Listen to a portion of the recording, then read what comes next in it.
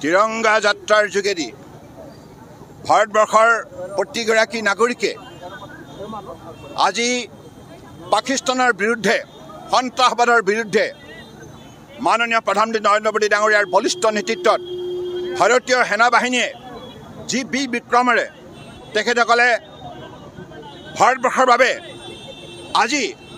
উল্লেখযোগ্য সফলতা কঢ়িয়াই আনিলে তাৰ বাবে ভাৰতীয় সেনাবাহিনীক আন্তৰিকতাৰে কৃতজ্ঞতা জ্ঞাপন কৰিবৰ বাবে মাননীয় প্ৰধানমন্ত্ৰী ডাঙৰীয়াক কৃতজ্ঞতা জ্ঞাপন কৰিবৰ বাবে আৰু ভাৰত মাতাৰ চৰণত সমৰ্পিত ভাৱনাৰে সকলোৱে আগন্তুক দিনত দেশৰ স্বাৰ্থত নিষ্ঠাৰে কাম কৰাৰ লক্ষ্যৰে আজি এই যাত্ৰাত আমি সকলোৱে অংশগ্ৰহণ কৰিছোঁ আৰু তিৰংগা যাত্ৰাই বিশ্ববাসীক এটি বাৰ্তা দিছে যে ভাৰতীয় সেনাবাহিনীয়ে মাননীয় প্ৰধানমন্ত্ৰী নৰেন্দ্ৰ মোদী ডাঙৰীয়াৰ বলিষ্ঠ নেতৃত্বত আগন্তুক দিনতো সন্ত্ৰাসবাদৰ বিৰুদ্ধে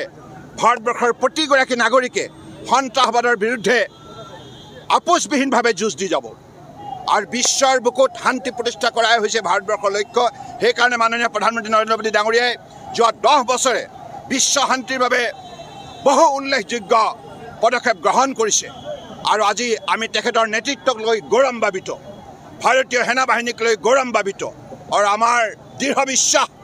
এইখন ভাৰতবৰ্ষই মাননীয় প্ৰধানমন্ত্ৰী নৰেন্দ্ৰ মোদী ডাঙৰীয়াৰ নেতৃত্বত আগন্তুক দিনত বিশ্বৰ সবাতোতকৈ শক্তিশালী ৰাষ্ট্ৰ হ'ব আৰু বিশ্বৰ বুকুত শান্তি প্ৰতিষ্ঠা কৰি সকলোৰে মাজত সমন্বয় বাৰ্তা প্ৰেৰণ কৰি যাব।